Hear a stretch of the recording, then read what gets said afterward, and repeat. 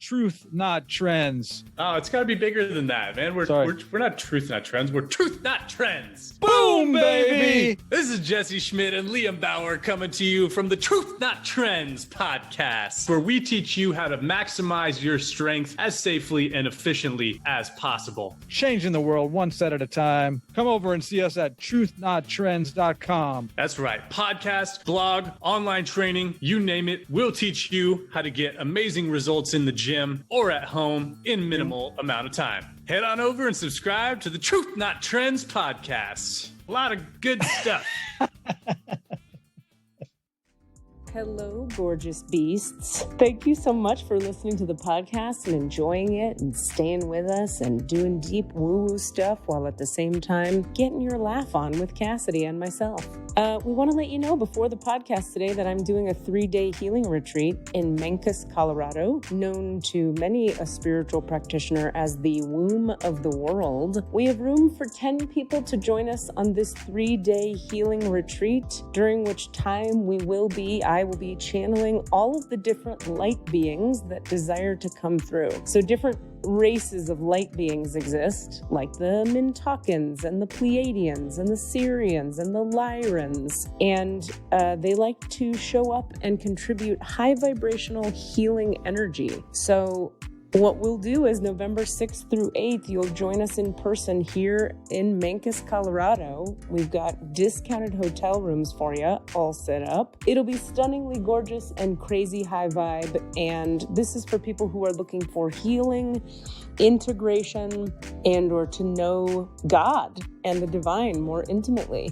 You don't have to be traumatized to be on a spiritual path, and being traumatized is kind of helpful when you're on a spiritual path. So join us November 6th to 8th, Kinks, Colorado. Email me if you're interested. klrubin@gmail.com. That's K as in kiss, L as in love, RUBIN @gmail.com. Welcome to that spiritual, actual, factual answers to questions you're asking. You find them inside you, recite you, reciting the records of cash. We laughing, we drafting the passion to bury. It's time for that comedy, dramedy, all of the fanciest, catchiest acronyms. Listeners, listen, we traveling. Conscious is always unraveling. The reading you're having is mapping you back to your natural habitat. Abracadabra, it's magicless, fascinating. To top it off, the host, all the classiest. Now, what were you asking for? All of the answers? What? All the answers. I'm going to dive in and ask you stuff. Yeah, hey. Hi, Katie. Hey, how's it going? Good. We've had a messy start today, and that's okay. Yep. Everything is what it is, and we are where we are. How do you know Mollena, and what do you know about, what can you tell us about Mollena, our guest for today?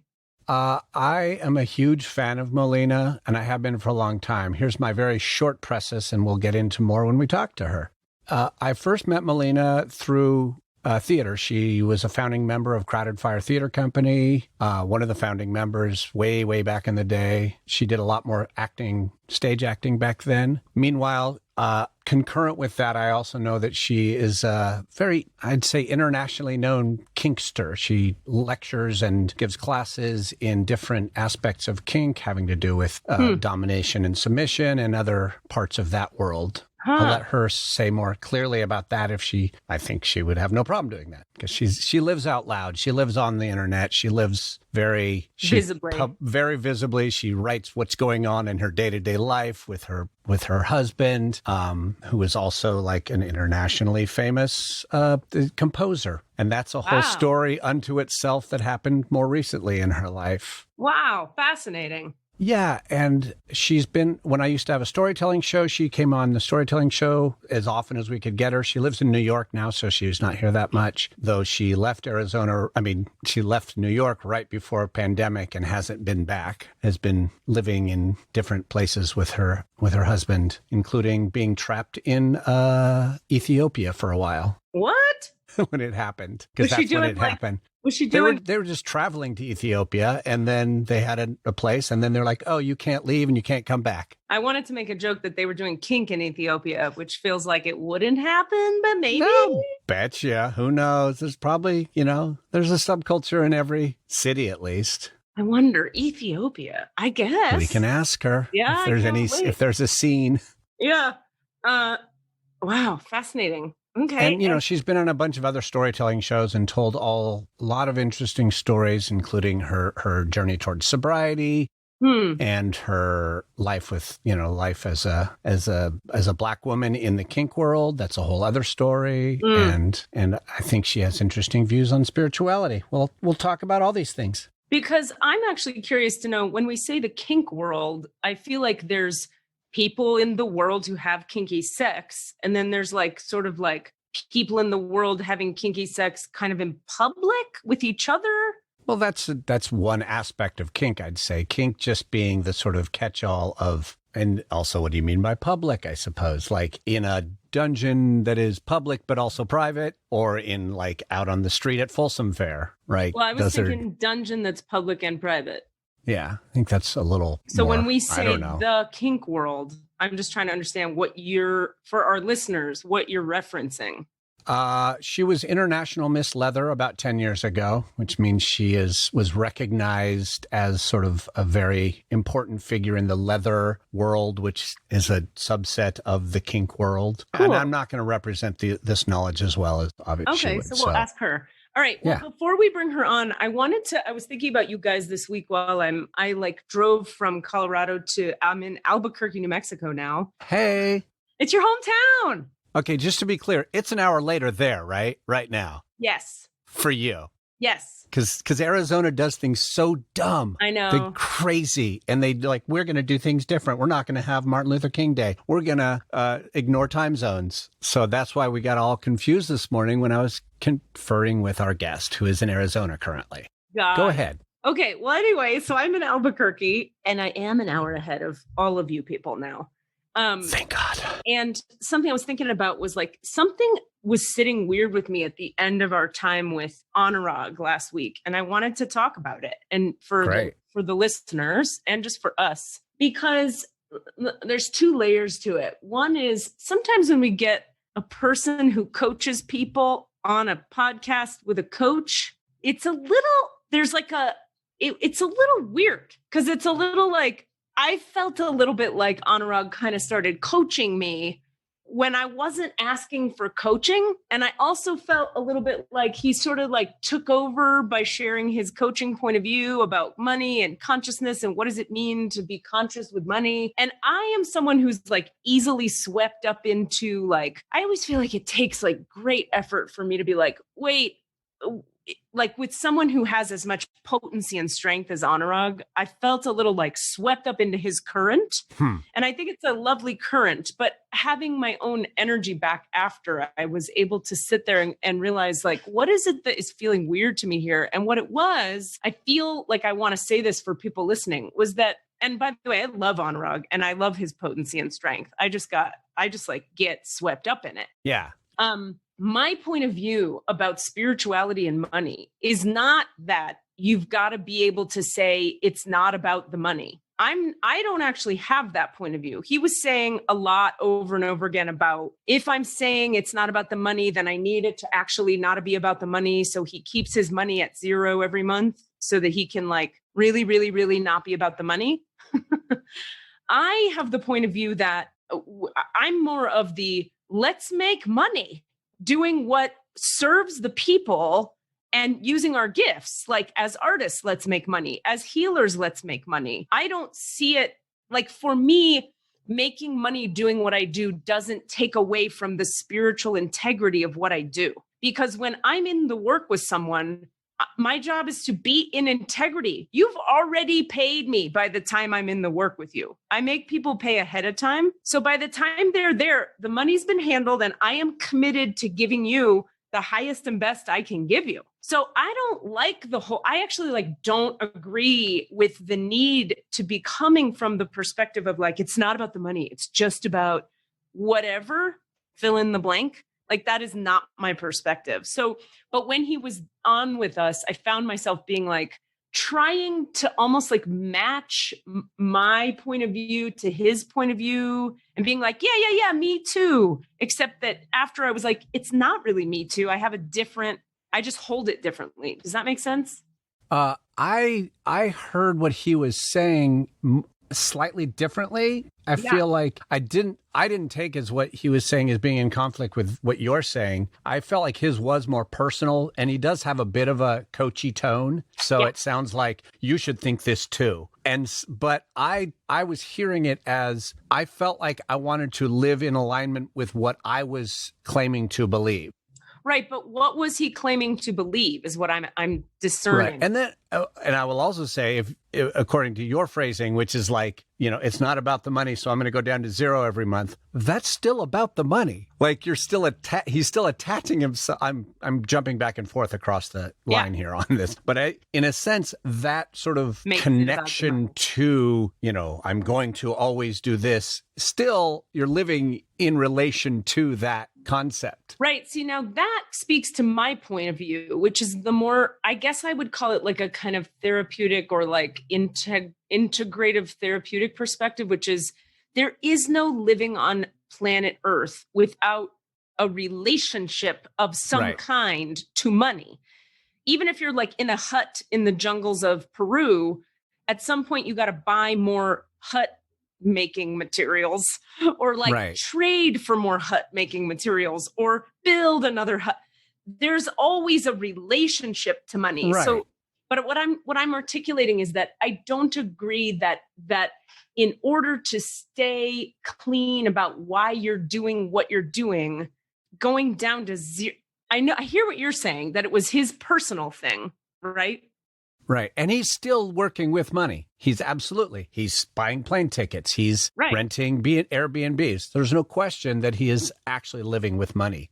Well, right. So I guess I'm just I wanted to just distinguish that, like, if what was being said was the way to be really clean about being in integrity with the work you're doing with people as a coach is for the money to not be a part of it, I don't agree, because for me, the money is intimately a part of it. In other words, I charge a fair amount of money because I'm worth a fair amount of money in terms of like the marketplace and capitalism and me having an apartment I can live in. And in terms of what I've seen that's out there in the world of the ilk of what I do, I'm like, yeah, based on all of that, I believe you should pay me this amount of money to give you this service. Right. So I'm of that mindset because I believe we have to, even when we're transcending everything and living in the realm of oneness and consciousness and integrity, you live in a 3D reality where you can't have a comfortable amount of air conditioning if you don't make a certain amount of money. And I'm not interested in being down at zero. And so I just felt like I didn't speak up in the moment and bring up that topic. And of course, now I'm bringing it up when he's not here, so we can't talk about it. Sure. But I'm saying, just for the listener, I didn't want to leave that episode hanging as if our podcast is standing by some kind of principle that I don't actually stand by. You know what I mean? Yeah, I do. I understand that. And yeah, we don't ever want to represent a viewpoint that we don't respond to, at least just to make sure we're in alignment with what we believe, for sure. That's all. And I think for him, it seems to be working. I think personally, it's an extreme way to go to get yourself to be clean with your intentions. But if that works for him, rock and roll. I just don't need to go that far to make that point for myself. I have to say, I did not take what he was saying as a suggestion that I should do the same. Yeah. Or a judgment or a point of view about or a lecture. Right. It was more like, this is how I am living in alignment with. This is why. It was more in response to, why did you give all your money away? Oh, here's why. For me to live in alignment, this is the framework from which I walk down. That makes total sense. But he did go on about it enough that it takes a tone of lecture, and I don't mean in a like finger wagging way, but just takes a tone of like coaching. This is what you should do. Possibly. Yeah, I just think he has a strong voice and a strong point of view, and it landed for me like I was being coached. And then but even worse than that, which has nothing to do with him, I found myself being like, oh, okay. Yes, I'll keep up with you. Yes, what you said. And then like, while I'm doing that, going like, what is happening? I don't like this. But it was me sort of like getting pulled into the tide of someone else's kind of whatever. So anyway. Well, the other thing to look at, though, is how much, I mean, I do this all the time. I personalize the way someone else is choosing to live as somehow being a reflection on me. And I don't know if that's what you're doing, but I was like, oh, well, are you saying that I'm doing it wrong? Well, I think I heard him as actively saying the only, Okay. I think that's what I heard. I don't think he actually meant that. You know, he didn't mean any harm. It wasn't bad. I was inspired by him. I got to be honest. And now I'm taking a little bit more like, perspective, maybe loud male voice that I was responding to. But like so much of what he was saying, I was like, thank you. Good. And I can't live like that. It's fine. I'm not even stressing that. Yeah. But I'm like, okay, yeah, we should bring this person on because our time is a little shifty today. In just a sec, we totally will. I just want to say, like, I like that you and I have different perspectives on what happened there. And I like that you heard it differently. I like that because, you know, this is the thing about communication all the time, right? Is that like, everything's coming through everybody's filters and like, I'm hearing one thing and you're hearing a different thing and he's a man and you're a man and I'm not a man and right. It's great. And so that's why I brought that back up, is just to be like, that really, I need to talk about feeling coached when I didn't ask to be coached. And by the way, I'm not talking even about on that topic. It was a different topic where I felt coached. And B, just like, let me be clear. I don't take that point of view. And C, rock and roll for him if he does, because it's working for, I don't give a fuck.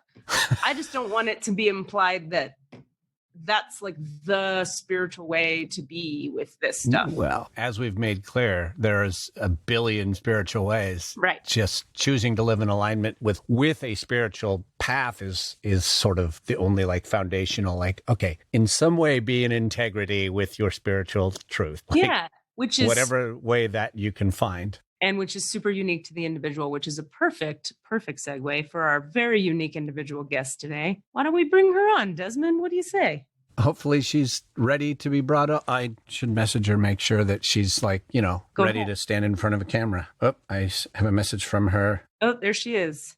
Oh, there she is. Sorry. She's still connecting to audio. Bringing you on. Eep, is she there? Uh-oh. In a sec. Here we go. Oh, we lost her. Wait, what happened? We just lost her video.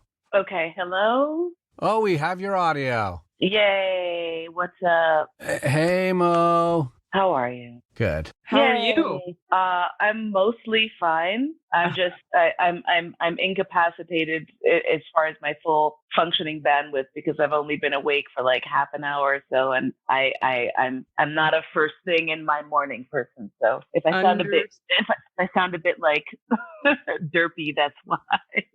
Understood. Well, thanks for being here with us today.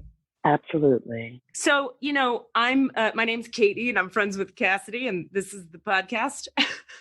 And Cassidy told me just a little bit about you. And I already, of course, like have a lot of, or a few questions. Could I launch into those? Of course. Well, okay, thanks so much. First of all, like, oh God, I could ask 900 questions. The first, before you came on, Cass was giving like a basic intro and I was like, okay, for our listeners who, you know, are all kinds of different people. Sure. When we say the phrase, the kink world, what are we referring to? Are we talking about people at home and they do kinky stuff with their partners? Or are we talking about a community of people who gather in dungeons? Are we talking about performance art? Like, what are we talking about? Or is it all of that?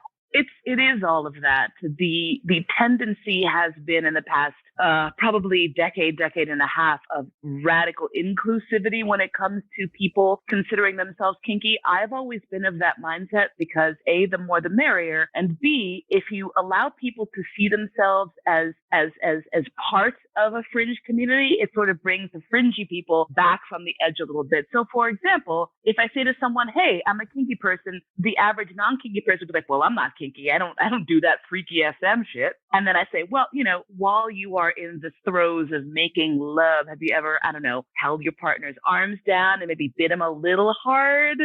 And everyone's like, oh yeah, well, of course, like flip it, smacked it up, flipped it, rubbed it down at some point in your sexual career. Everyone's like, well, yes, of course. I'm like, congratulations, you are engaging in kinky sex, which basically just means anything that's not, procreative, direct to purpose, sex for reproductive purposes can be considered kinky because you're not doing it for any reason other than pleasure.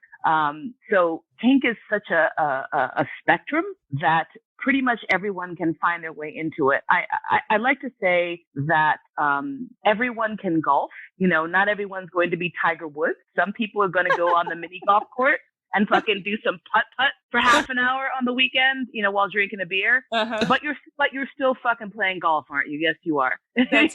Fan-fucking-tastic. Everyone is not Tiger Woods. Like, I might be on the Tiger Woods end of the spectrum and literally fly around the world to talk to people about their fetishes. But that doesn't mean that someone who has this, dusty collar hidden in a locked box under their bed that they take out once a year so that they can get spanked is any less enjoying their kinky sex. Great. Thank you so much. That is very thorough and clear, and I love it. And I'm now officially a member of the kink community. Now, right now.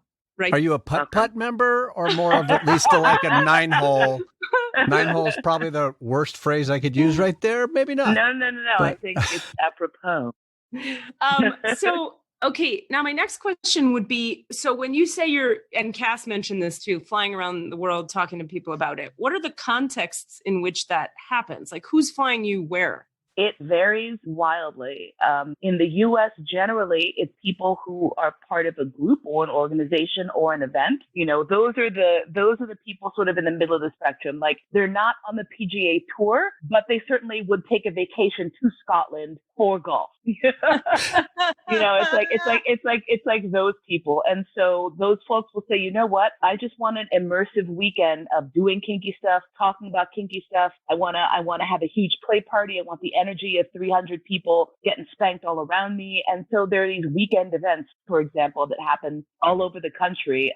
Back before the plague, I would say that on average, there were 3 to 5 events on any given weekend somewhere in the U.S. that were going down. And oftentimes they're very local. A Chicago event might not draw people from around the country, but it might draw presenters from around the country because folks locally want to hear some opinions from not just the local perverts. So they'll invite folks from other cities, other towns, wherever to come out and speak or lecture. There are also educational groups that exist. There are several that have been around since the 70s that still exist, like Society of Janus and the Eulenspiegel Society. And those are educational groups. And they will hold, meetings and events like monthly or biweekly or whatever. And sometimes those folks will invite people on a larger and more amazing scale in some other countries. For example, Sweden and the Netherlands, the government actually has educational programs for alternative sexuality. So, for example, the Swedish government flew me out for their Pride Month, because they wanted to have an adequate representation of people across various spectrums with intersectionalities. And there's not a lot of people of color in Sweden. So they're like, we need to bring in some people who aren't white Swedes because this is terrible because they're that woke. And so I got tapped to come out, and the arm of the Swedish government that deals with sex education paid for the trip. Huh. So it's all over the map. It's all over the map. So when you travel, you're not traveling to like organize the event and bring all the spanky people together. You're traveling to speak at the event. Yes. I am not an event producer. Okay. Because I'm not that masochistic. Different kind of masochism. Hello, it's fucking. My hat is off to those people, but it's a lot. So basically, like someone will say, "Hey, you talk about this thing. We'd like to hear you talk about it. Can you come to this place at the time?" Wow. And then I'll show up, do my little song and dance, and be like, "Da-da, here's my shtick," and then get the fuck out. And how did you how did you become someone who had such a strong presence and voice in that community? Like, how did that build? Short version, it started because I was actually a bondage bunny sort of demo model for someone that I was having a relationship with when I first got involved in the scene. And he was teaching classes at the time on this newfangled Japanese rope bondage thing that everyone was really curious about. In the intervening 25 years, it's become sort of passé to do Japanese rope bondage. But back in the day, people were like, ooh, ah. And he was forward thinking and made sure that his models were actually people of various sizes, because sizeism is a huge problem. And I was always complaining because I was like, you know what? I've had people say you're too fat to be suspended in ropes or whatever. And my thing is, that's bullshit. If you can move a piano with 5 straps, you can pick my ass up off the ground. It's just that you suck at physics and bondage. And so my dominant was like, yeah, well, let's get you up there. And I was like, fine, great. You know, it's not my favorite thing to do. I'm not so much of an exhibitionist, which is hilarious, but it's true. And so what started happening was people would say, hey, is it okay if we ask questions of your bondage model? And I would say, sure. And so people would start to ask, they're like, well, so I understand, you know, why you might want to tie someone up, but for you as the bottom, what do you get out of it? Why is this interesting for you? Isn't it kind of boring? And so then I just started talking about my experiences. And at the time, this was the early to mid 90s, there were almost no people who were teaching classes or lecturing who were bottoms or submissives or identified as consensual slaves. Wow. And so I was complaining about this. I was like, why aren't we learning from the bottoms? Like, I want to hear the experiences of other people. I want to know if what I'm feeling is okay or in or out of line or really crazy, and that context did not really exist. There were vanishingly few people doing that kind of work. And I had 2 friends of mine who were sort of mentors, one of whom was a submissive all the time, and the other was a switch, which meant that she operated both sides of the whip. And they were teaching a special retreat, which is basically like the 2 of them as their personalities, as established people in the community, were teaching a weekend-long sort of intensive class, you know, as one might do for massage or painting or pottery. You know, they had a submissive intensive, and they asked me if I would come and speak for 2 hours on the second day about my experience in submission. And I was like, okay, fine, sure. You know, I didn't have much experience, and so people were like, she hasn't even been here for like a year. What the fuck is she doing trying to teach people? And folks were like, well, have you heard her talk? And the reality is, as a performer, I have a certain skill set that enables me to make my my life experience into a story. And story, of course, is, in my opinion, if not the most powerful, definitely one of the most powerful ways to convey information. Yeah, I would agree. And if you can do so with some humor as well, you know, you really land it. And it's important when you're talking about freaky sex, because I can't just roll up and be like, hey, I'm a slave, da, da, da, da. It's going to be off-putting. People are going to be confused. They're going to, you know, but if I roll up and I go, hey, so, you know, that beaver cleaver thing with the, you know, Donna Reed wife with the dress and twirling, I really love that. You know, I that's sort of my thing. Let me tell you the story about the time I, you know, bought a guy a cup of coffee and had an orgasm. Like, that's much more engaging to people. And I've discovered that the storytelling was the end. So as a professional storyteller, I was like, oh, this is easy. I can do this. And that's how it sort of got off the ground. And then, of course, the second part of it was I started talking about some super controversial shit that upset a lot of people. And therefore, you know, everyone immediately was like, oh, well, she's the girl talking about like race and kink and leather and BDSM and slavery. And she's fucked up because she's black and wants to be a slave. And what's wrong with her? So then that became sort of like the one-way quick slide ticket right to the 9th circle of SM hell. And then that was sort of like the 1-2 punch. You know, I had some skills that were easily demonstratable, and then got hooked in on a topic that no one was talking about. And even to this day, there's a very small handful of folks who will speak on it coherently. So wow. Here we are. That makes a ton of sense. Thank you for all of that. I feel personally like I got to ask a follow-up question about the subtopic. Would that be okay? Of course. So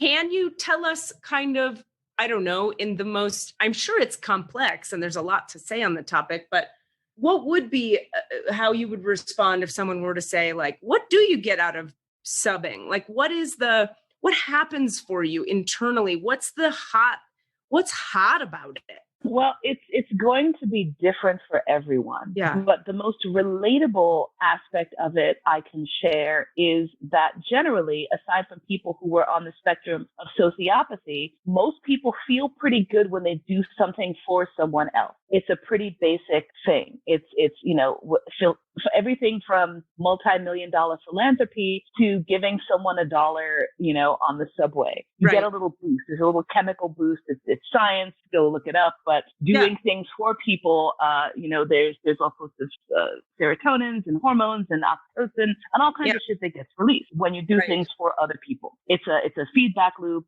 It's a spiritual connection. It's service for a lot of people who are religious. Submission to God is part of their shtick.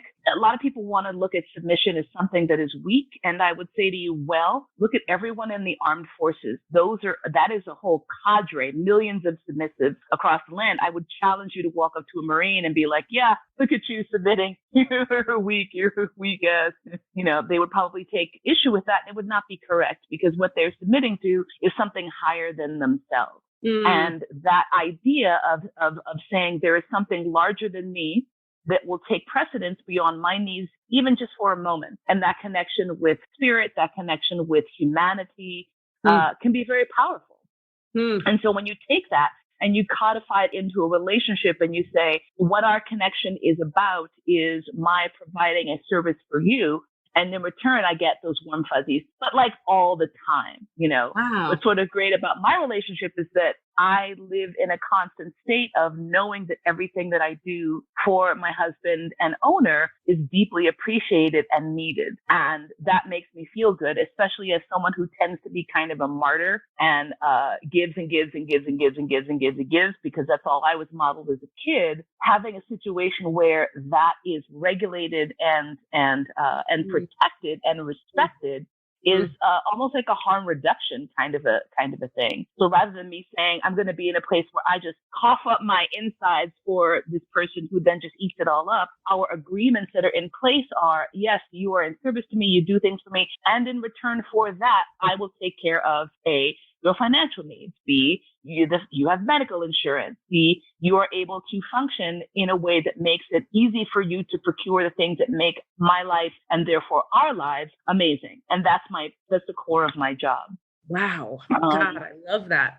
And so, one of the keys to this in order to try to stave off potential abuse, because it's a minefield for that. My very first dominant had in place something that was referred to as the Prime Directive, which is, a little bit of a Star Trek geek moment, because Star Trek geeks are going to be like, what? You're not supposed to interfere in pre-warp culture, but that's not what ours is. Our Prime Directive basically states that the primary responsibility of the submissive of the slave is to take care of the property, sidebar, the property is you, right? At all times, up to and including protecting the property from the owner themselves. Okay. So what this breaks down to is my first job is to make sure I'm doing well. Because if I'm not doing well, I cannot serve effectively. Right. And if I have a problem or an issue, it is my first job to say something, not to suck it up, not to tuck it away, not to bury it, as so many people do in so many relationships. That's right. And so what we strive for is that transparency, because the transparency is really the only thing that can help you stave off a potentially emotionally or physically abusive relationship. And so that's what we strive for, That makes total sense. What is the difference then, or let me frame it like this. What's the value for you in codifying this rather than, you could say, for example, like, I don't know, I know some relationships in my life of people I know, couples I know, where it's essentially what you guys are, what you and your husband are, but it's not been labeled as such or codified as a master slave dynamic, but they kind of roll that way. What does that extra layer of language and codification do for the both of you? Well, initially there's a sexualization of it that's happening, right? You have a fetishization. You're saying, you know what, Right. this is not just something that is part of our lives. It's something that's actually erotic, and to be able to eroticize something like doing something for someone makes life kind of awesome. Like if I can make a meal for Georg and then just stand there basking in him enjoying it, and that kind of gets me fluttering around the edges a little bit, like that might be different from someone saying, I did a good job. I'm like, yeah, I did a good job. Okay. And so you're putting that energy into a different container, right? I see. And so what we've done is that we've constructed this container of ownership, because that is something that we fetishize. The idea, the concept of saying I belong to someone is a turn on. Like it's just a, you could dig deeper and find out why, but we're just talking about like why it works. What the difference is, it's an awareness and it's an acknowledgement. And I would say the difference between that also means that you are doing it with intention, and intentionality is super duper important. Right. That makes sense. So did you grow up, if I may, in a household that was like super open with sexuality and everything was supported? No. Not for a fucking second. I actually got punished for reading The Joy of Sex at my cousin's house.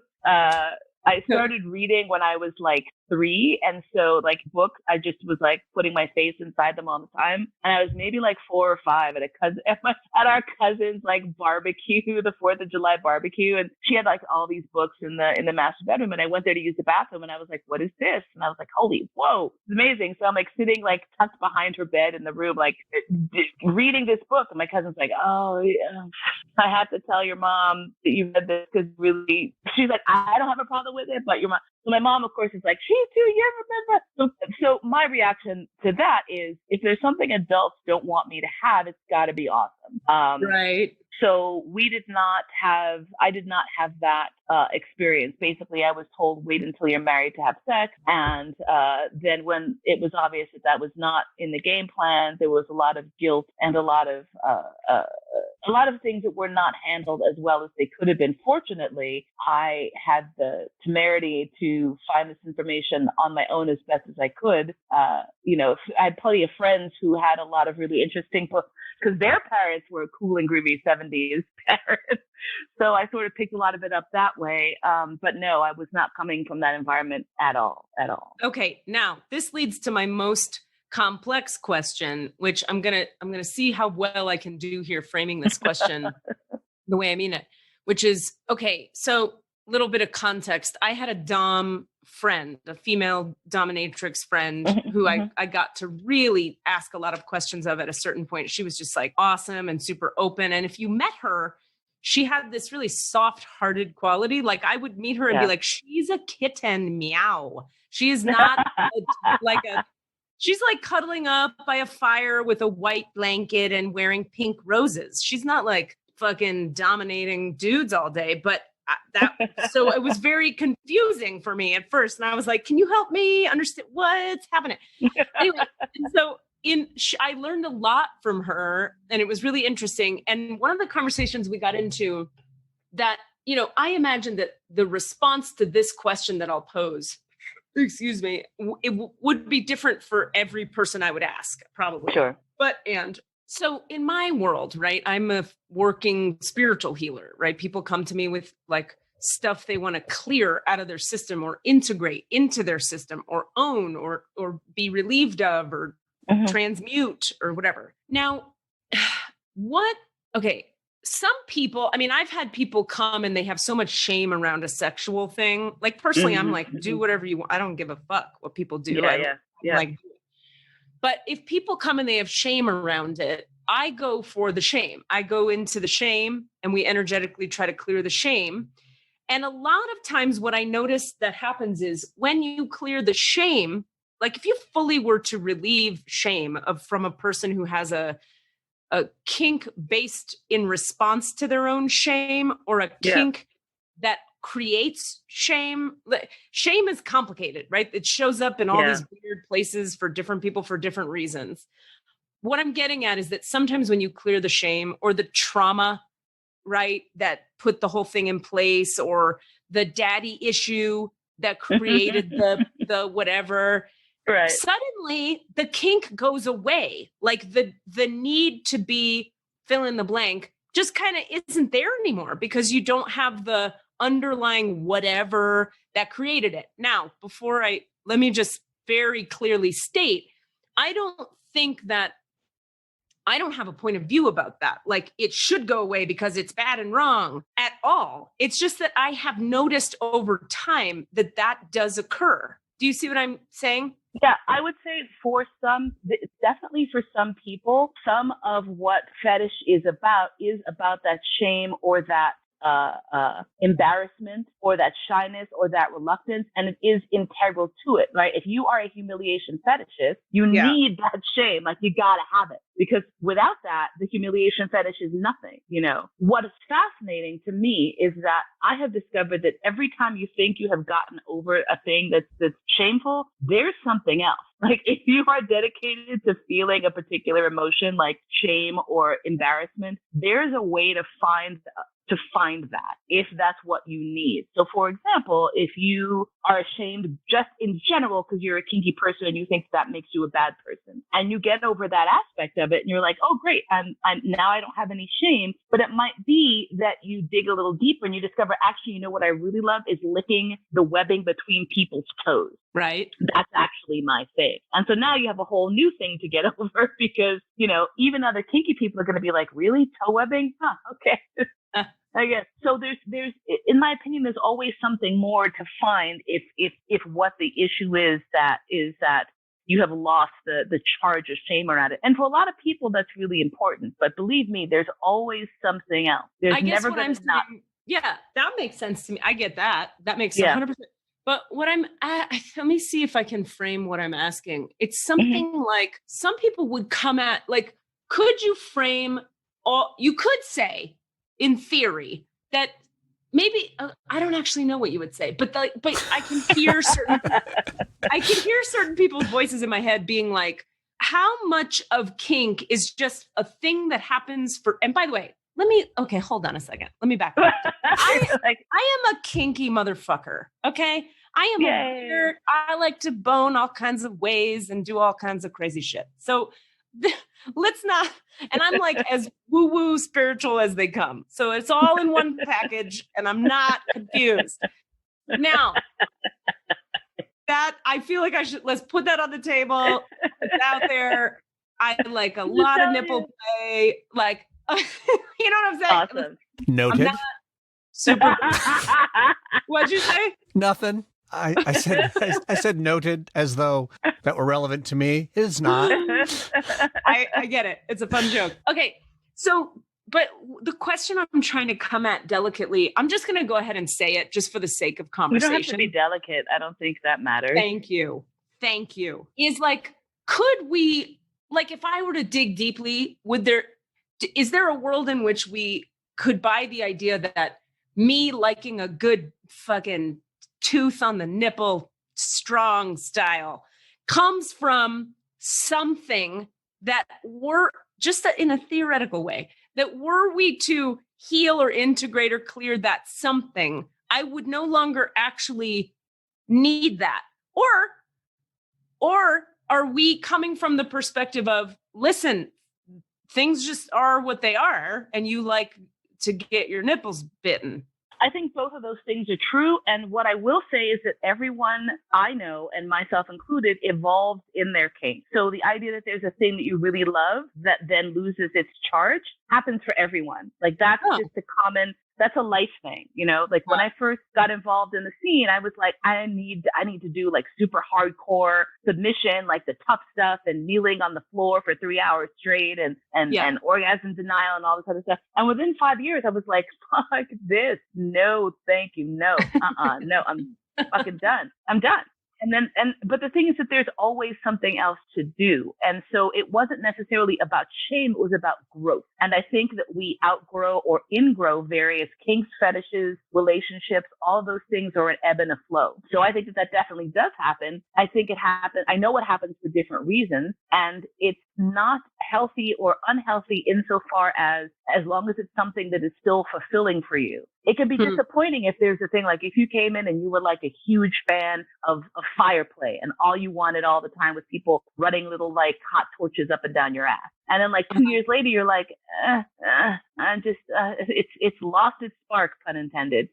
There's a shit ton of other stuff for you to do. So you can still get that need fulfilled of feeling that you're living on an edge or taking a risk or doing something new and exciting because you're never going to run out of new and exciting things. But I think that it is natural for us to move through relationships of all sorts, relationships with our kink, relationships with our sexuality, relationships with other people. And so my relationship to, for example, hard edge, strict formal submission is different than it was, 25 years ago. I have no interest in that now. None. Like, I'm just like, no, go fuck yourself. Like, I'm not going to have a DS relationship where it's all about restrictions. Leave me to do my fucking job. Thank you. Can I ask a question about that? I would never have said that 20 years ago. Do you think, though, that might be, I don't know. Do you feel for yourself that some of that is like transformation of energy, whereas like you either had something, you completed something, or is it that you just simply get bored of it and need a different edge? Or is it actually, I finally either healed or addressed or transformed the energy that was driving that, and and now there are other things to address? All of those have happened. With something as core as like submission and how I do it, that's definitely a healing and a growth thing. I'm going to go on the controversial edge and say that people who subscribe to a very hard edge of submission where, for example, the submissive's needs genuinely are not as important as the dominant's needs, where submission is really about 100% fulfillment just from doing the act of submitting, not from emotional support, not from emotional feedback, certainly not from love because you are not worthy of love because you're a slave. Like that idea has a sort of a freaky romance in that sort of objectification line, right? It might be super hot to be used like that for an evening, but living in that headspace, I was like, this is actually really dangerous and bad. And I'm not going to do that because it's unhealthy for me. And so that was a growth thing because I had to go through that process to realize it wasn't healthy. Someone could say it all day and I'd be like, yeah, but it's still so sexy. I really want to do it.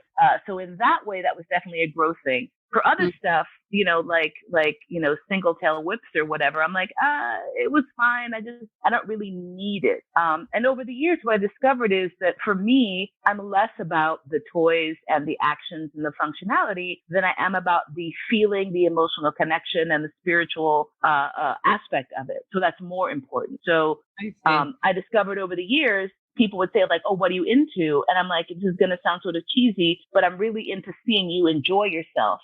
If I'm bottoming to you, I just want to see that gleam in your eye. What puts that gleam in your eye? Well, spanking. Great. Let's do that. Like I didn't have necessarily a deep, strong attachment to any particular act. I realized I had a very strong attachment to the emotional connection, and that enabled me to try a lot of really awesome stuff. There were lots of fetishes that I was curious about that I really wanted to try that I didn't. You want to talk about shame? I was really curious about human animal role play. I was like, what is that? Why are people pretending to be dogs and horses? This is weird. Fucking weirdos. And then it took me, I'm not shitting you, a decade of talking myself into it to even try it because I was like, oh, I might be a freak. I might be a pervert, but these people dressing up like ponies, they're the real weirdos. There's still a level of judgment somewhere. Exactly. There's always that. And then by the time I finally was like, fuck it, I just want to try it out. I need to know why people do this. And if in order for me to know, I need to do it. So, I put on a pair of ears. I'm like, great. Today, now I'm a horse. Here I am being a horse. I've seen her horse outfit. It's phenomenal. Yeah. So I eventually grew into that. But what I realized was I was like, holy shit, I don't have to do anything. I'm a hyperactive, hyper aware giver, performer person. And I have been since plopping out of the fucking womb. I've always felt like I had to do something to earn my place in the room. And you put on these ears and you're like, hello, I'm now a pony. And you have 20 people gathered around you, petting you, telling you how pretty you are because you're standing there. Wow. And it was revelatory for me. I was like, holy shit, I'm amazing just standing here. Pet me, feed me snacks. Not that snack, this other snack. I reject your snack. I am a fussy pony. I need to be petted. and trotted around and told how pretty I am. And that was, I mean, for someone with self-esteem issues, from a recovering alcoholic who can't get her life together, just to have people say, look how pretty you are for hours. I was like, okay, I get it. Right. Yeah, I get it. Now, coming from the addiction angle, that was where I was going to go next. You know how in recovery, the angle is, sort of like the notion of if you're pursuing some intense activity, AKA alcohol and drug abuse or too much sugar or whatever it is, right? Heroin, whatever, sex with strangers on a treadmill, whatever. that inherent in that pursuit of that sort of high adrenaline thing is a kind of avoidant pattern that look, we don't pursue, high speed car chases and alcohol abuse because we just love alcohol. We do it because we're looking to get away from something. Right. So does it ever, do you ever apply the addiction model to the kink stuff you're into and say, wow, what am I trying to get away from with this like overstimulation of whatever, with dressing like a pony? Does that framing even apply or not? I do not believe it does. And I will say that because my belief is that what you are actually doing is having to take radical responsibility for your desires. If you are making them happen. So you can't be running from them. You are running into them and putting yourself like ass and elbow deep into that sticky, messy place. So it's the opposite of avoidant. Now, can it be used to avoid? Of course, everything can. And so the thing is that when I first got sober, I realized rather quickly that there was a half of my life I had to sort of dance around in a meeting because people wanted to talk about that being a problem. I actually started a kink-centric recovery group specifically for that reason, because I was tired of being in meetings and having to be like, oh, this really great thing happened, but I can't talk about this epiphany I had during a spanking because they're going to be like, you need another meeting for that.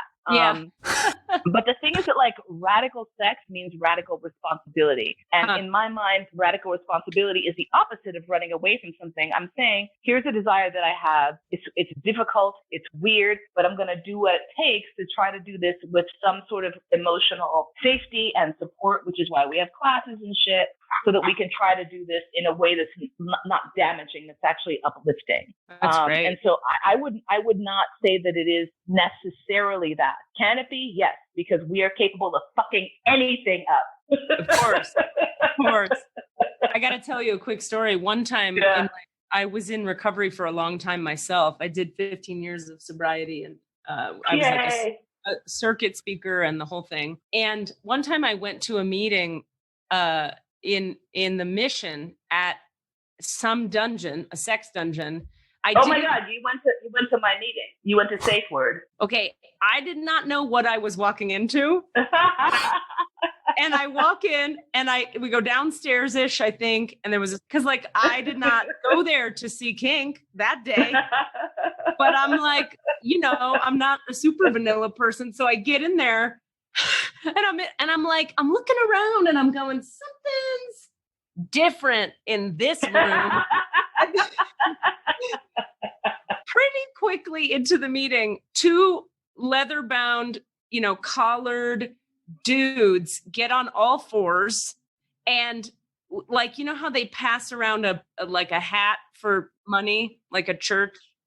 Two leather-clad dudes with like ass chaps, like ass out, leather strap up the crack, on all fours, going around with the 7th tradition on their back. Yay!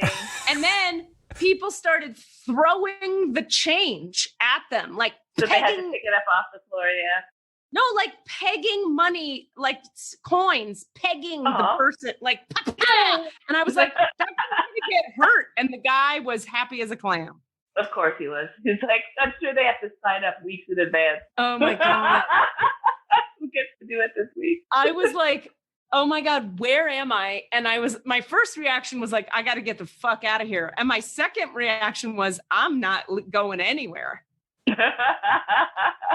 What is this awesome about? So you have been to that meeting? I started that meeting. I started that meeting back in at the end of 2007 when I first got sober. Okay. Because I was like, I'm tired of this. Why isn't there a kink meeting? And one of my sort of mentors in the scene, who has been sober for decades at that point, said, "Oh, there used to be a leather meeting called Sobriety and Miracles. Get it? Sobriety and Miracles. S and M. And so, but shockingly, a 12-step group for perverts fell apart because of drama and infighting. I know that seems like, how could that possibly happen? What a stunning surprise. But so then I was like, well, I want to have that. And then my friend said, well, then you should start it. That should be your service to get that meeting started again. And so I did. Rock and roll, rock on. So, do you know the premise of this podcast, that we open our guests Akashic records and get spiritual guidance for them? Yeah, I don't know a lot of what that means, but I'm stoked because I can always use some guidance and healing. When I asked if she'd be on the program, she said, I only know the Akashic records from Anne Rice novels. So I had to look that up. I was trying to make an Akasha the vampire queen joke. No, but they talk about them. They actually do talk about the Akashic records. I looked it up. Yeah. No, I know. I'm sure it's badly represented. I just think it's funny. That's like a fun way to meet the Akashic records, is in that whatever, man. Whatever. In the middle of the wank fodder, sure. Yeah. Yeah, exactly. So basically the way I frame it, Mollena, is that the Akashic records are just like a high vibrational frequency realm of consciousness, or a place in God's world that is quite close to the epicenter of the highest vibrational light that there is. Mm-hmm. So I just open your records, and then I'm sitting in alignment with your soul and its alignment to source. And from there, everything that's happened for you, or is happening, or is coming around the corner that's written, we can, I can see it, and anything that desires healing, light can come through to heal it. So you can ask questions, and sometimes the answer to a question might be an energy that comes, and sometimes the answer to the question might be words, or another question back to you, whatever. So right. Basically, if you're up for it, I'll just take what we would do is I'd take your full legal name, which I think is Mollena Lee Williams Haas. That is correct. Okay. And then we do like a really brief guided meditation-y type thing, unless the record keepers tell me not to, in which case we'll just start in with the prayer. I'll say the Akashic Records prayer with your name in it a couple times, the one that I'm currently using. And then I'll let you know that the records are open, and then you can just ask anything at all about anything. Awesome. Okay. You in? I'm in. I'm here for it. All right. Well, this is so fun. I love the, Yay! And this brings, like, just to put a direct kind of like fine point on this point, it's like let me put it like this. I, for a long time, was healing in my healing process myself, which turned me into a healer. I didn't set out to become a healer. I just did a lot of spiritual, high vibe, energetic healing because it was what worked for me to get through the trauma I was carrying. Right. And one of my trauma healers, who is like a super spiritual dude, was helping me heal all my sexual abuse trauma. I had like really fucked up sexual abuse when I was an infant, and then when I was 3, and then when I was 6. And it was bad, and so bad that like it affected my brainstem and my memory and just everything. Really dark, heavy stuff had to be like really transmuted in quite a deep way for over years and years of very concerted effort. Right. Yeah. So to me, there were a lot of years where messing around. Well, let me put it like this. There was a day that my like high vibe, white light, Archangel Michael following healer guy said this sentence to me. Like, he was someone who felt really safe to me because he was so white light, right? Yeah. And he could transmit light like nobody else. And he was just so gifted at it. And one day he said to me, like, Katie, the sex you have is part of your spiritual development and it grows you forward on the spiritual path. And I was like, what? Because at the time I had so much sex related trauma to heal that I couldn't understand. I couldn't really buy in to that idea. Right. Now, years later, having gotten through the trauma and the shame and the fear and all the whatever around the traumatic incidents that had occurred, my whole sex life started to change, and I started to see what he meant. Like I'd get with some dude and like have a tantric experience that rocketed my spiritual journey forward. And it would be with like somebody I saw 3 times. Yeah. Or the next thing that happened was like one time I had a Kundalini awakening with a guy I saw once. And he did not know what the fuck was happening. I was like seeing God through the third eye of my vagina, like in the form of like a white snake that was coiling up my crown. And he's just like grunting and fucking a lady. He has no idea. Yeah. So like I've come full circle, pun intended, to where I am so clear today about the spiritual nature of the sexual communion process that one goes through with another human mammal. It's so clear to me how intimately relate. Like, I mean, we all have heard the idea that the divine feminine is like birthing through her desire all that is. Everything that exists before us came from the orgasm, if you will, of creation itself, and creation itself just like blisses things into being, which is, what do we think orgasm is? It's that, it's the thing that brings life to the planet. So anyway, to me, it's just like, I'm so grateful to have gotten through that trauma stuff. That's amazing. I would never have gotten to understand. I mean, I'm a lucky person because in my mind, I always had like a bit of an awakened mind that was like, I see that once I get through this trauma around sex, I'm going to see the connection between sex and God. Like I knew there was going to be one, but a lot of people don't know that. And so they just stay forever stuck in their sexual trauma, because how would they know? Why would they know? And then they could never connect sex to God because sex was either a painful, torturous thing in the past, or the Bible says blah, blah, blah, or their family says blah, blah, blah. Anyway, so I love it. I'm grateful to get to be experiencing that at this stage. That is pretty fucking amazing. Yeah. What a gift, Okay. Anyway, that's just more context for diving into the records here. So yeah, off we go. If you're ready, I'll dive. All right. So my records are open and have been since before we got on. So I'm just going to check in with my record keepers. Like, do we need to ground for Mollena? No. Do we need to pull her into her body? No. Is it in her highest good? We do either. No. Shall we start with the prayer? Okay. So we're going to dive right in, Mollena. This is happening more and more with me lately. People are just kind of ready to go. So we'll just take a couple deep breaths into the pelvic floor. Yeah. Becoming aware of the heart center, its connection to the second chakra, the pleasure center, and its connection to the pelvic floor. Noticing the throat chakra, the heart chakra, the third eye, the crown, the alignment of every chakra to every other chakra, breathing into the physical form, owning and acknowledging the presence of the divine within the physical form.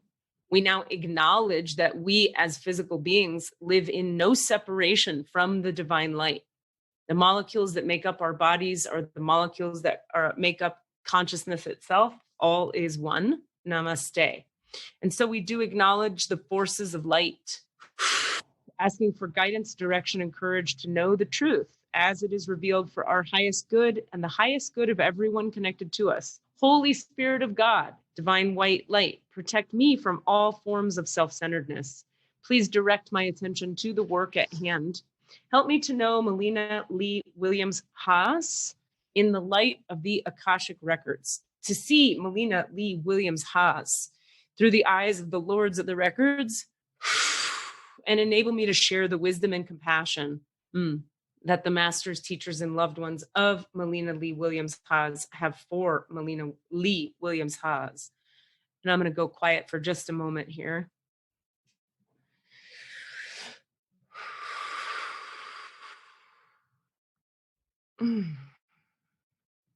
Okay, so the records for Mollena Lee Williams Haas are now open.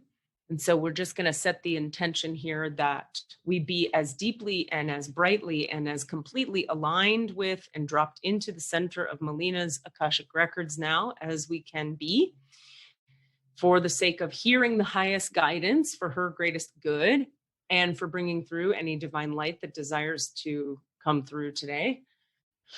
I ask that you clear anything and everything out of any of us that needs clearing, myself, Mollena, Cassidy, Desmond, and anyone listening, that would be in the way of our receiving of the highest vibrational frequencies of light and guidance that she requires or desires today. I mean, okay. And so are we ready? Yes.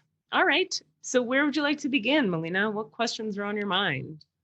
I'm working on I'm starting to work on a project, on a writing project, and I'm excited about it, but I'm also experiencing a lot of terror of failing, of just not being able to pull an entire opera out of my ass, and it's really tripping me up. That's the big frontal lobe eating machine right now. Yeah. Okay. So let me see if I get what you're saying. You've been asked to write an opera. Mm-hmm. Okay. And you're having fear and anxiety about your ability to do so? Yes. Okay. And what is the topic of it, if you don't mind? Yeah, it is an adaptation of 3 Hans Christian Andersen fairy tales that have bothered me my entire life. And so basically I'm rewriting them with more radical, awesome, and just endings than we have in the original. Okay, that's great. Because, it's so cool how this works. So the first thing I heard, when we drop into the records here, well, there's 2 things. The first thing I felt when we dropped into your records is how open your second chakra is. No surprise, I guess. Mm-hmm. And how clean it is. Like it's getting worked out enough. It's just very open and pure and clean and connected to you. And there's not a lot of stuff in the way. Mm-hmm. So as you probably know, that's creativity and sexuality and sensuality. Yeah. Right. So, and the unahapili, right, as the Hawaiians say, which is just that inner child or the vulnerable young one within. So you have such great access to that yourself. The second thing is they said, it's like all you have to do. Here's the good news with this opera. This is going to be like layer 1. You need to tell your own stories. Like you can stop thinking of this as I have to invent anything. All you need to do is drop into your second chakra, which is so open and so connected and so knows what's true for itself, and tell some of your own fucking stories and write them down. Word. And in fact, they're saying, okay, tell 3 stories, 3 separate stories that are related. One story related to the first Hans Christian Andersen story, a different story related to the second one, and a third story related to the third one. Tell your own stories, whether you do it by, they're showing me you like pacing around your room, speaking into a recording device. Like you could tell it audibly, vocally, verbally, right? Whether you do it that way and then transcribe it or not, it's fine either way. But they're like, you need to talk this out loud. And so as you're telling, you look at the first story and you're like, this is about a little boy who's in a gingerbread house or whatever. You go, but in my life, it was like this. Yeah. And then, and you tell that story orally out loud. And as you're telling it out loud, you're going to gain insights into how it relates to the Hans Christian Andersen story. And you're going to talk it out as you go. And that's going to give you information. So it's kind of like your first draft is going to happen that way. If you want, and if that works for you, because they're like, that's the easiest way to start. Yeah. And it's funny because I always feel like that's sort of lazy, which is hilarious. And I'm like, no, that's just, I'm like, no, it's not though. No, it's really not. It's really not, because look, when we're looking at what is the purpose of this opera? The purpose of the opera is to retell the stories in a way that's like not so fucked up. Yeah. So what experience do you have? I mean, all you have is your own life experience to know your version of what something less fucked up would be. So as you're telling your own personal life story, like they're talking about like, you know how you tell a story from your own life and pretty much the purpose of the story ends up being, and so that's how I learned this piece of wisdom about being alive. Right. That's not cheap or lazy. That's like your fucking life experience led you to deep awareness of deep wisdom, which comes from the well of the divine feminine. So you're dropping into the well of truth itself, the great truth, capital T, by telling stories from your life. Because you're not just telling a story, you're getting to the wisdom you gleaned from the story. And the wisdom you gleaned ends up being either, in this case, with regard to these Hans Christian Andersen stories, either more wise than what the fuck the stories said, or a different version of wisdom, or an addition to the wisdom that was presented. Either way, you're bringing wisdom to the table. So how is that cheap? It's not. Yeah. Also, knowing you, they say, it's like when you drop into that second chakra, Mollena, and you start telling truth, your thing is truth. Okay. Your doorway is truth. And you stand in this world as a pillar for people of, it's okay to have a fucking self. It's okay to have a lower self and a mid self and a higher self. It's okay to say fuck, and it's okay to want to be a pretty pony. It's okay. And by being a pillar for that, for people to be allowed to be who they are, you give people permission to transmute, transcend, heal, elevate, or not. And so when you go to tell a true story from your true life, your truth is wide open and awake in that second chakra for you. That's your gift. That's your whole thing. So it's the opposite of cheap, and it's the opposite of lazy. It's like, how do I tell truth? Well, I'm going to tell the truth about my life. Now, remember, they're giving you this as draft 1. This is a door. This is like a way in. 3 stories from Mollena's life, 1 related to each of the Hans stories, and then see where that takes you. Yeah, that is really, really amazing. Awesome. And helpful. Good. And they're also saying, no, in the same way, beloved, that you go like, hey, if it's sexy and it turns you on, there's no shame in it. Same with your story writing. They're like, go to the stories and the places in the stories that are sexy and turn you on. And it doesn't have to be a sexy story, but you know how like right? Certain stories from life, like you're like, yeah, and then I fucking bought a franchise of a Subway subs and I was a badass. Right? That's like a sexy story for some people. Or like I bought a pretty kitty cat and put it in a box on a windowsill and it was like purring. That's a sexy story to some people, you know, whatever. Like they're saying, follow the juice in the same way that you follow the juice kink wise, follow the juice. Right? Oh, good. Yeah. And let go of all notions that there's some right way that this has to go, or that there's some correct way to do this, or that the people who have written operas before you know something you don't know. Yeah, they sure don't. No, they really fucking don't. They sure fucking don't. Now, why I wound up in this spot. Exactly. Now, are you writing music as well? No, my husband is he's composing the music. Perfect. Now that's great, because here's what's going to happen as you start telling these stories, right? Where you're following the sexy and you're following the truth and you're just telling the raw dog truth. You're going to notice moments where you're like, ooh, we could pause here for a song. Yeah. And then you're just going to make a note. Enter song about skipping down the road here. And then we'll put a little asterisk and then keep going. And then you'll notice another place like, ooh, song about spanking right here or whatever. Oh my God. Okay. What else? I'm so brought back. I'm like, wait a second. Okay, hold on. Good. I will say interestingly, I was like, okay, let's ask relationship stuff. And it's funny because my relationship with Georg is really kind of really great. Yeah. We have exactly one sort of point of separation, I guess, or a gap, which for an entire relationship, I think is kind of amazing. Like just like everything else falls into alignment. Our politics, our eating habits, our living. We were basically quarantined together as a lifestyle before this even went down. Yeah. But it's a twofold issue. The first fold issue is that he didn't come into this free way of living until he was 60. So he had an entire lifetime, everything being cramped and locked away and shameful and problematic. And so then he met me and he's like, great, all the sexy stuff I've ever wanted to do is going to happen right now. Uh-huh. Meanwhile, I'm sort of on the other curve, like winding down.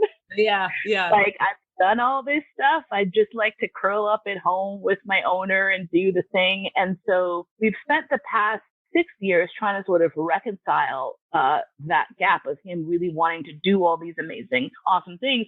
And my going, it's not, those aren't really in line with where I am right now, but let me set up a lifestyle so that you can explore those things. So if we go to an event, you can go and meet a nice, human being and spank them and have all this fun. But our libidos are at different places. And so, I'm like, the best analogy I can make is that it's like in terms of our emotional, sexual, spiritual sex needs right now, I'm sort of in camel mode where like I can stick my snout into the well, drink like a motherfucker, and I'm like, I'm done. Meanwhile, he's like a hummingbird, like, I need another sip. I need another sip. I need it right now. Why aren't we fucking? And I'm like, right. I'm old and tired is why.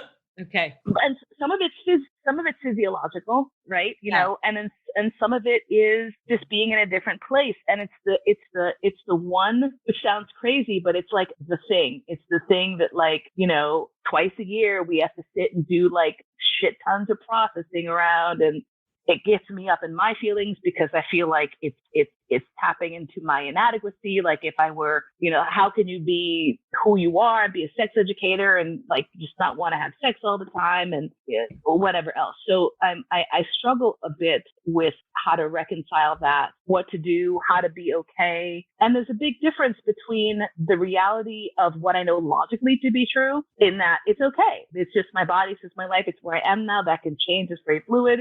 And the part of me that is emotionally abusive around me not being perfect in every way.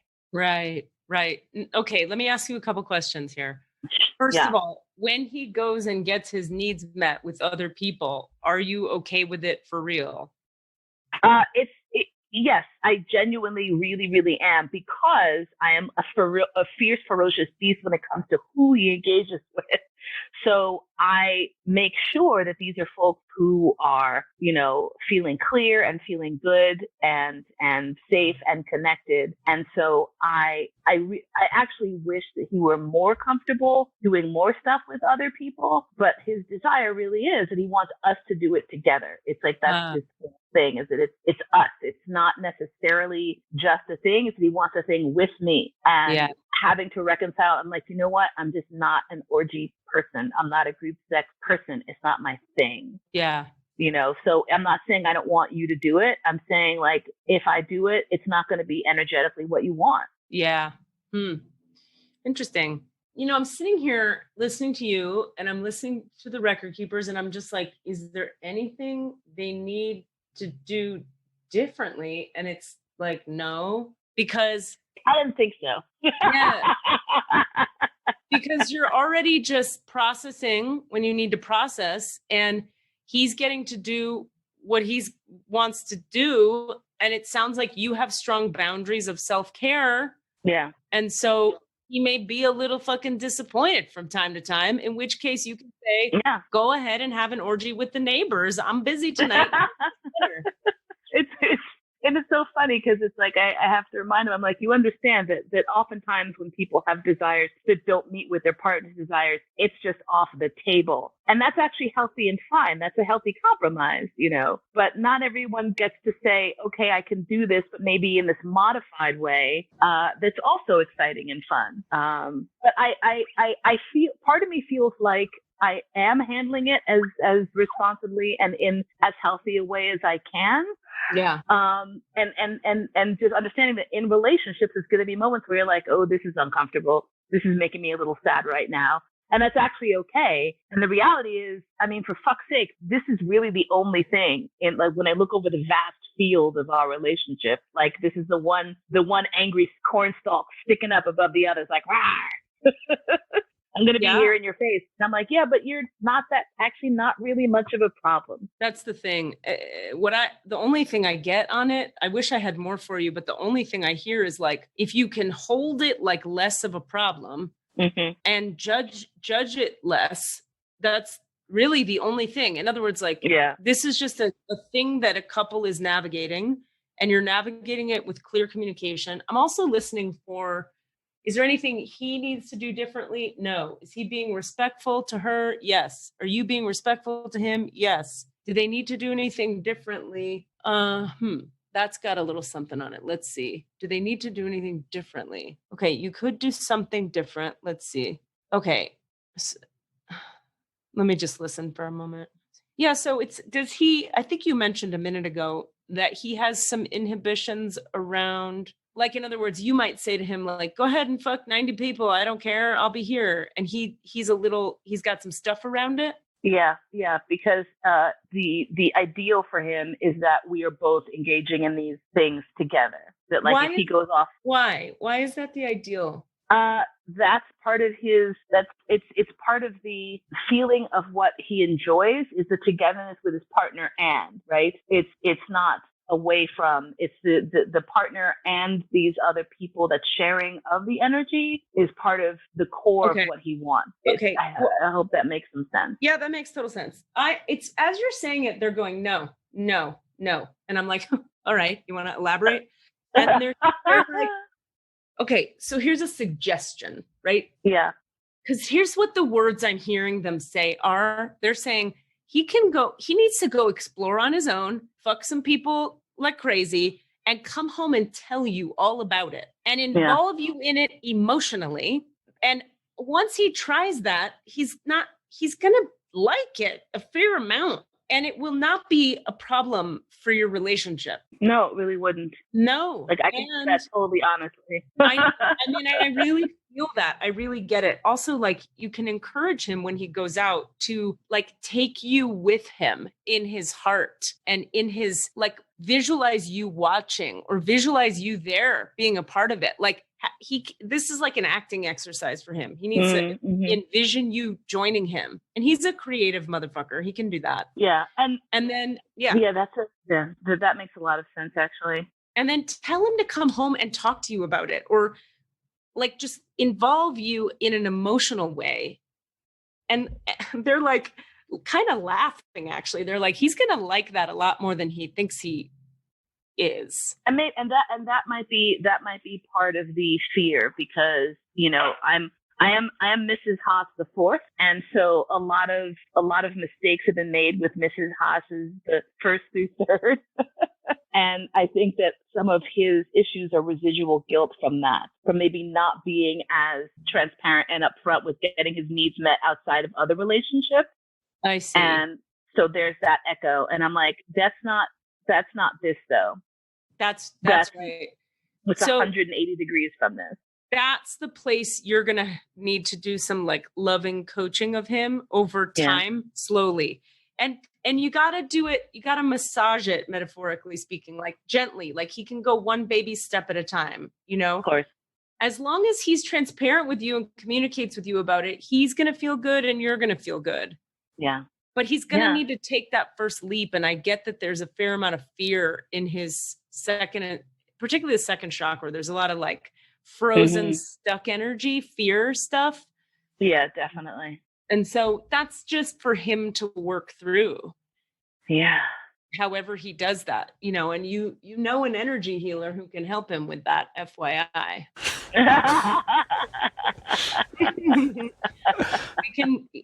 We can go in there in a session and clear out a bunch of that frozen energy energetically, just on the, you know, if that's a way that he works. I don't know his way of working through stuff, but Another way is to just massage it with you through conversation. Yeah. And he takes a little, dips a toe in the water and then comes in back and talks with you about it. Dip a toe in the water, come back and talk about it. And, what I'm getting to is that you're, involved enough in the day-to-day management of his reality that there's no way he's not gonna be like doing shit you don't know about. No. So. No, if he could, I'd be like delighted. Look at what you did. You did a thing. But that is absolutely right. And the reality is, when you're in a quote unquote traditional marriage, there are dozens of ways to fuck up that can be violations of trust, of truth, and everything else. And in our relationship, there's really kind of only one way to fuck up, and that's by being deceitful. It's about what you do, it's not what you can do. Pretty much what you want to do, as long as you're upfront about it. If that makes sense. That makes sense to me. And I think you're right when you say that he has a bit of a history. He's been shamed. He did some stuff that hurt people. He feels guilty. That's appropriate because in those contracts, he did break the rules or whatever. Exactly. Yeah. So he has to learn, this is his little journey. Yes. Yeah. Okay. Any other questions? Now I'm just like, I got to go get my groceries, but because we're about to wrap up here. So maybe one last one if you've got one. I do. I am struggling with old childhood. I'm trying to think of the shortest way to say it. So basically, when I was very young, I started performing as an actor when I was about 5 or 6, and did really well for a while. And long story short, all of the funds that I made through the years of my performing were spent in the support of my family. Technically with my consent, but I'm a kid and we're poor, and it's like my residual check came. Oh, of course you can use it for rent. No, don't save it for college or anything.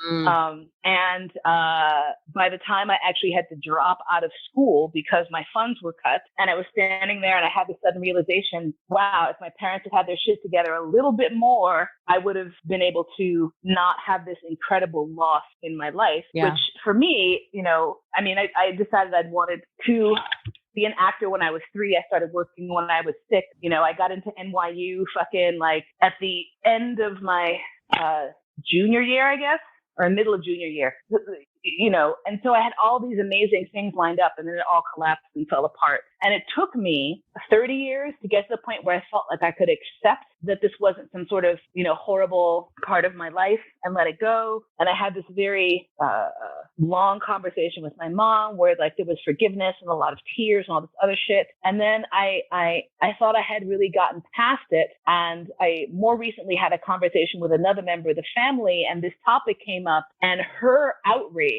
at what had happened, like body slammed me back into this realization that I'm not okay with it, that I'm still angry and disappointed. Yeah. And that I can never say that to my mother because it would destroy her, and because I already forgave her. So I'm like, you can't go back and say, actually, I take back my forgiveness. I'm still mad. But that's not what I mean. I don't take back the forgiveness. Forgiveness and still having the pain are two different things. Yeah. And it's like an acidic ball of mercury that occasionally gets loose in my brain. Okay. And I can't get it back. Yeah, there's 2 things here that are coming through for you to do. Mm-hmm. Okay. And forgive me for cutting you off. I assume that you're going to say like, well, what do I do with this acidic ball of, is that right? Yeah. Like how do I live with it? Because it's interfering. Yep. It's not just an occasional thought. It's actually interfering with my life. Number 1 is there's a great exercise where you write a letter that you'll never send. Yeah. And they would like you to write a letter you would never send to your parents or your mom, whoever it was that did this, once a week until you have no more letters to write. Okay. And these letters should not be nice, and they should not be edited, and they should not be polite. It should be like, fuck you for that. You fucked my life. Fuck you. It should all be there. Yeah. Okay. Once a week. I get that it may take like 3 months, because you've got to own how fucking pissed you are and how damaging it was, because it was damaging. That's number one. Number two is, this is the harder one. What strides are you making right now for your acting career? Well, funnily enough, and strangely enough, and hilariously enough, I'm actually going to be the non-singing lead in an opera in 2 years. So that's a thing. Okay. And I get you. That's great. Here's what they're getting at. They're like, you've got to let the vitriol out. It's like you got to squeeze the sides of the boil so the pus can squeeze out. And in the meantime, you've got to stop letting any of it stop you. Nobody's going to build your career for you, as you know. So you've got to go do it despite how much they fucked you. And they did. Now, here's the good news. This is a thing people never expect, but it's true. Particularly kind people like yourself. Okay. When you get more in touch with the rage and the fuck you and the god damn it that's underneath, that's like sort of frozen a little bit right now, it's going to function like an engine, like a jet engine propelling you into action. The fact that the feelings are buried now has you a little bit deadened in your pursuits. You can't like move forward with a lot of energy in your career when you've got the weight of this deadened energy stuck in your body. So by letting the pus out in these letters you're going to write that you'll never send, okay, it's going to ignite. It's going to function like a, when you light the image is like, you know, the spaceship, the rockets, when they shoot off. The booster. Yeah, it's the booster. It's the fire under the rocket ship of your career. You have to get mad. Whew. So when you have completed all the letters, I get 3 months, once a week for 3 months. Don't skip a week. Okay. When you've completed that, you're going to burn those letters the fuck up in a fire of acknowledgement and honoring and worship of your own anger. It's not a fire that says you were bad, angry feelings. Now get out of here. It's a fire of like, yes, fuckers, you fucked up. Yes, my rage. Yes. And the fire and the fire and the fire. It's like in the way that they would like worship the goddess Kali by dressing up all fucking crazy and putting your nipples out on the street. Exactly. Because Kali was like, she's killing ignorance and she's killing illusion. So she's like, deal with me, motherfuckers. When you light up these letters on fire, like I see you doing it on a barbecue thing, you just put some fucking, what's it called? The barbecue gas in there, and then just light that shit up. Let it be an honoring, like a temple, like a sacrificial fire lamb situation where you're sending the flames of your rage to the heavens.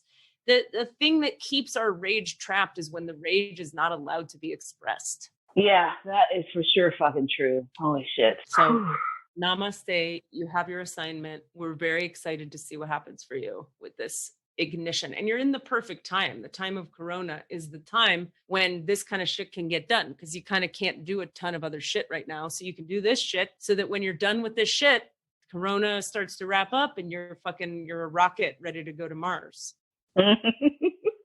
Awesome. All right. Lena, thank you. I'm going to go ahead and close your records now. Okay, bye, records. Thank you to the masters, teachers, and loved ones for their love and compassion. Thank you to the lords of the Akashic Records for their point of view. Thank you to the Holy Spirit of Light for all knowledge and healing.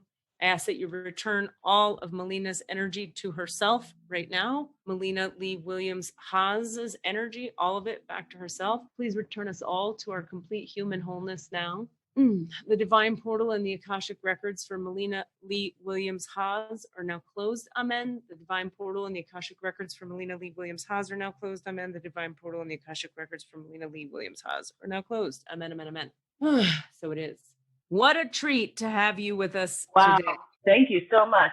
Thank you. And thank you, Cass, for bringing us such a wonderful human being. Yeah. We gem you. Dude, thank you. And thank you for waking me up, because That was a process. We're going to talk about you after you hang up because I know you got to go get your groceries. And all I'm going to be saying is what a huge fucking fan I am of yours. And I'm going to tell them how to Google you and find your interesting shit on the web and stuff like that. Yay. So, yeah. You are awesome. Thank you. Thank you for making that happen. Absolutely. So glad it could. Thanks for being here. Take good Thank you care. for that little taste. And have a wonderful afternoon. You too. Thank you, love. You too. Thank Get you. good groceries. Thanks. Bye. Bye. There she goes. Well, that was fun. Wasn't that fun? That's fantastic. I knew once Thank you we so got much. started, it would be like, oh, I'll just let Katie and Mo do their thing.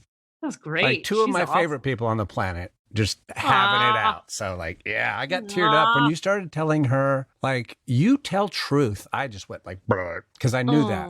Oh. Yeah, that was like, She's amazing. Yes.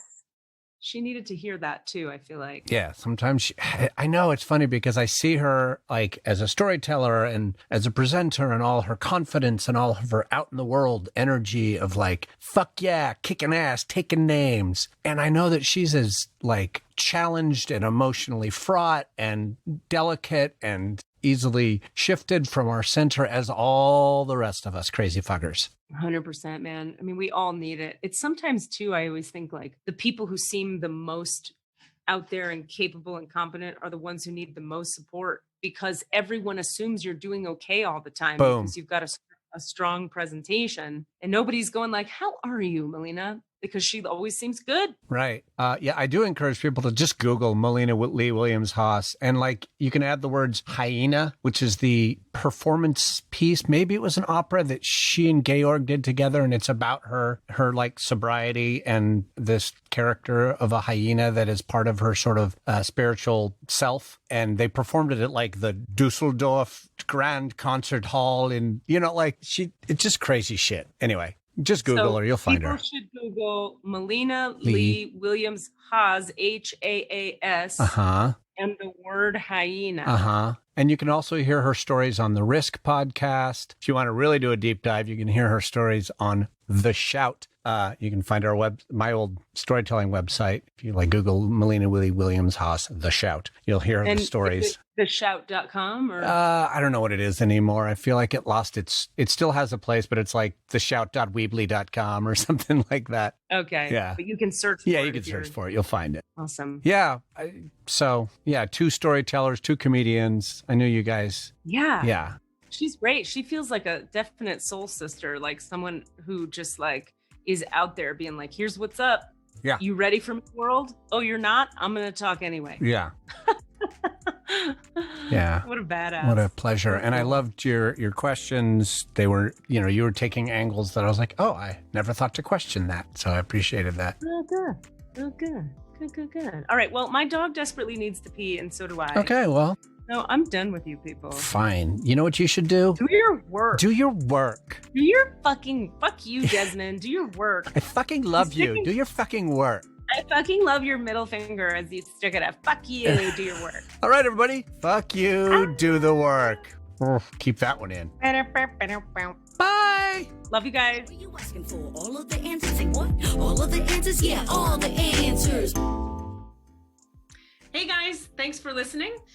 We'd love to hear from you. Please email us with your questions so that we have questions to answer in the Akashic Records. Our email address is allanswerspod@gmail.com. That's allanswerspod@gmail.com. And if you'd like to find us on Facebook or Twitter, it's @allanswerspod, @allanswerspod. Thank you. Oh, whoops. I forgot to stop recording. Hi, Desmond, if you're still listening. Goodbye. That was a Sounds Awesome production.